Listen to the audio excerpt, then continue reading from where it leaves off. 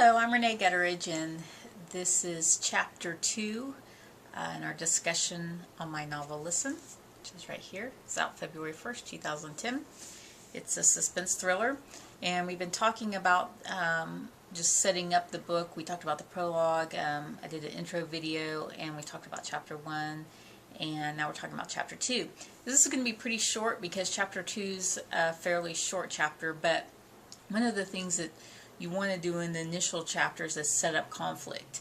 And in Chapter 2, even though it's a short chapter, we get quite a bit of setup on the conflict. We get another glimpse into Damien Underwood's life, and he's one of two main protagonists in the book. And one of the things that we learn about Damien is that he's a word guy. He loves words, he loves the power of words, he's interested in words. And the other thing that we learn about him is that he is very against technology. So he hates cell phones, he hates texting, he hates computers, anything that has to do with technology he hates. And I really enjoyed setting that up with Damien because he's so anti what so many people in the world are, and so it was kind of fun to create a character that is different than most people. But that immediately sets up a conflict with his son, because his son is emerged into technology, and so already we can see that there's going to be a problem there, and we can see how Damien tries to reach out to his son, but they just don't have a lot in common, and that's one of the initial conflicts that I set up.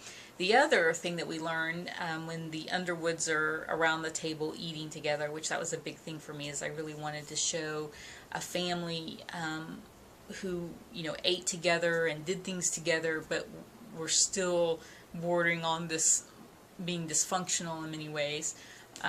But one of the things that I did there in the conversation at the dinner table was show that Damien was